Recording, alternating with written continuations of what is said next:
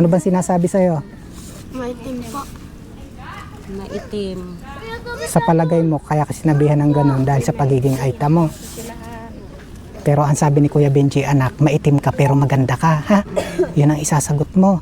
Eh, gusto mo ba makapagpa-check up uli? Opo.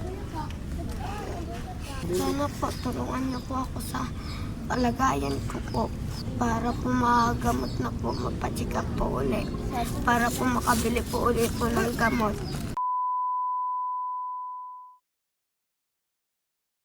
Mga kababayan, narito pa rin tayo sa, sa Aita community, sa Kalaka. Pauwi na ako kanina, hindi ko na malayan. Ito, giliw na giliw ton si anak kanina doon sa live. Meron pala tong iniinda. May tarot eh. Ano ba nangyari sa'yo? Naliligo po ako sa ilog. May yung tao po, Bata. yung bata po na tao. Sinipa po ako sa ilong ko, bagos po dumugo lang po, bagos po katapos po ay naggawa na po ng butas. Oo nga, dumudugo. Oh. Yan mga kababayan, dumudugo po yung ilong niya. Kailan pa po ba nangyari yun, Nay? Bali, 7 na taon na po. 9 na taon na nakakaraan. Po, ngayon.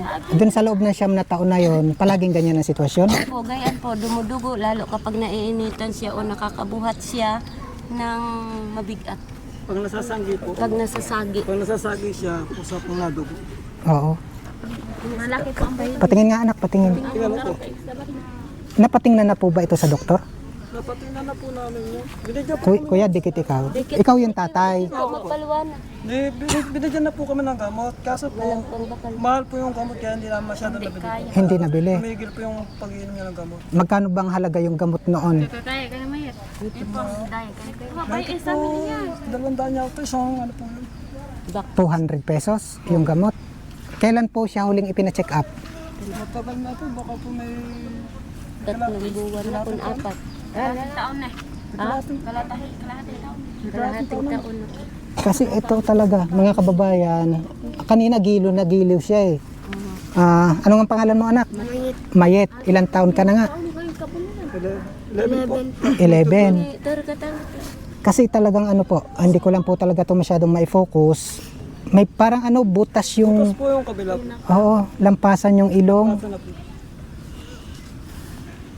Sumasakit ba yan? Opo. Hindi ko na po pinapansin. Pinapahidan niya ng bag. Kaya kung minsan ang kanyang ganito, Yung- puro na dugo, pinaganyan niya lang. Eh kung sakali anak, gusto mo mapacheck up uli. Anong problema po Nay kung ipapacheck up naman? Pera lang. Tapos para may pambili kami ng gamot. Kasi yung check up, sabi nyo nga kanina, pwedeng libre ang check up. Pwede libre ang check-up, pero may gamot po. Yung gamot po ang hindi namin kayang bilhin. Makakabili man ho kami, halimbawa kung isang piraso, tigil na naman. Parang baluwala na. Tapos ito pa po yung kanina, kami po yung nagla-live. Nung tinanong ko tungkol sa Jollibee, biglang umiyak to eh. Opo. Ano nga iniiyak mo kanina? Yung kundi yan, Ano bang sinasabi sa'yo? Maitim po. maitim. Sa palagay mo, kaya ka sinabihan ng ganun dahil sa pagiging aita mo.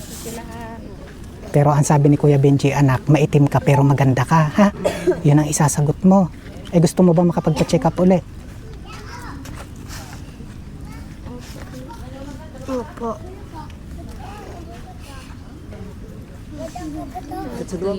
Gusto ko rin maawa. Wala rin ako magagawa dahil tulad nga ako rin may sakit kayo.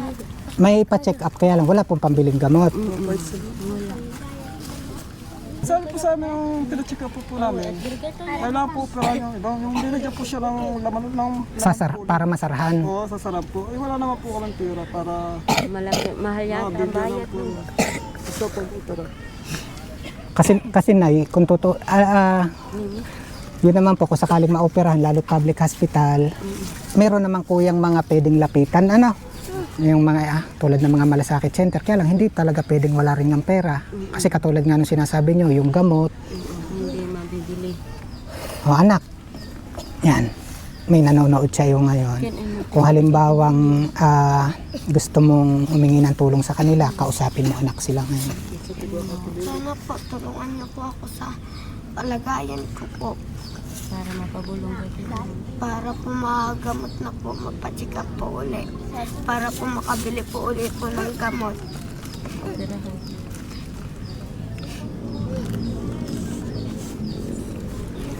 Sayang-sayang po nito kanina. Hindi ko alam.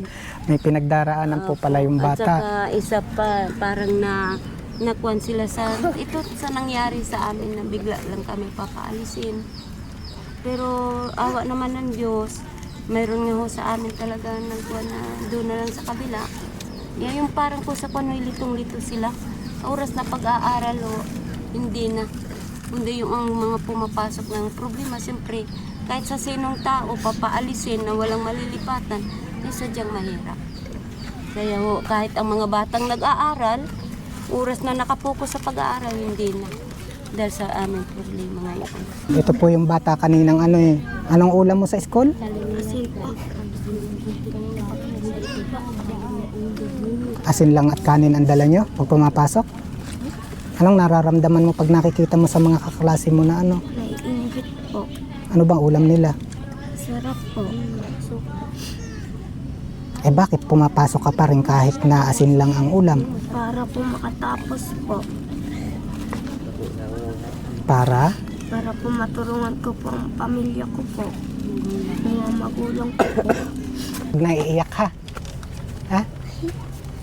Gusto mo na magpa-check up? Po. Yan. Mga kababayan, si Kuya Benji naman talaga anak. Nay, wala naman ako na itutulong ha.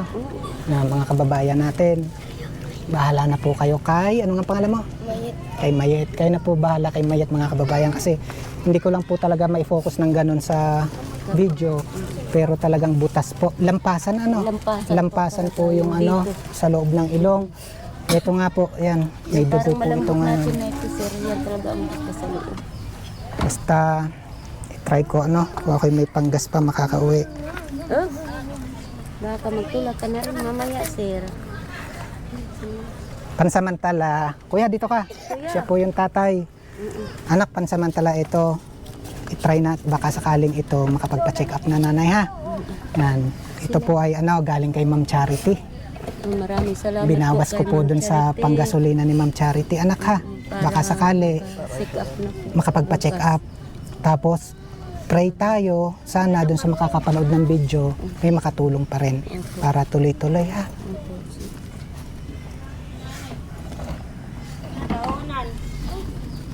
Tapos pray lagi ha. Sana may maraming tumulong anak para maging teacher, di ba? Ang masasabi mo kay Ma'am Charity? Maraming salamat po. Sa Dito. binigay niyo po sa amin.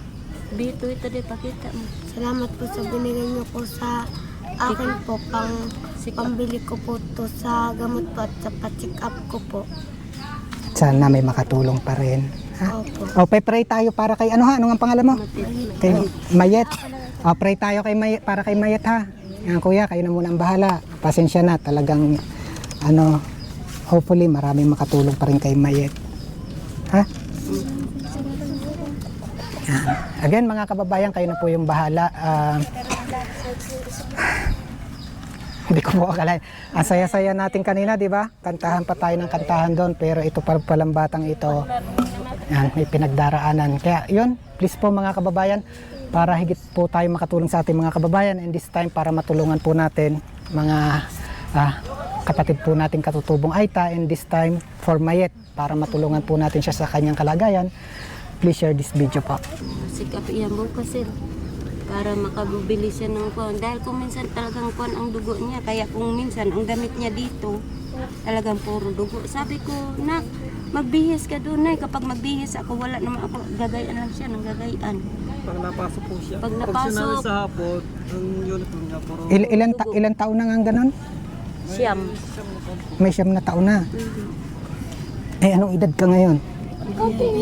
Ibig sabihin, bata pa siya nung nangyari yun. Ang bata. Di, ang tagal mo nang tinitiis. Dati po, kala namin, yung kusang nadugo po doon, split. Oo. Dahil po habang natagal, nagkakasukot na po agad po niya. Hindi nyo agad nakitang may Butas. butas. po namin napansin, bago pinacheck up po namin, yun nga daw po, tetay na po nabutas. Ngayon po, lumaki po yung butas niya. Dati po maliit lang. Oo. Parang butas lang po siya ng pusporo po. Oo. Ngayon po, lumaki ng lumaki. Hanggang ngayon po yan, dire-diretso.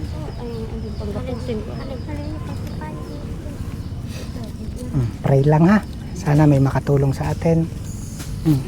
Bye sa inyo. Salamat po.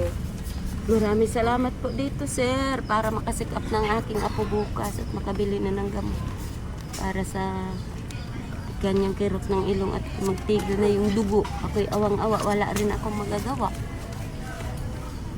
Wala rin ako may tutulong, walang hanap rin buhay si nanay at magwawalis lang. Kaya maraming kay Ma'am Charity. Opo, galing kay Ma'am Maraming po Charity. salamat, Ma'am Charity, dito po sa inabot ni Sir Ni Kuya Benji po. Kuya Binji na pera para po makapagpasikap ang apo ko at makabili rin po ng gamot para sa kanyang ilong na nagadugo, na may butas lampasan po. Marami pong salamat, ma'am. Siksik liglig po ang ibabalik po sa inyo at kayo po ay nakakatulong sa mga nangangailangan. Bigyan rin po kayo ng lakas ng Diyos na kayo po ay marami pang matutulungan.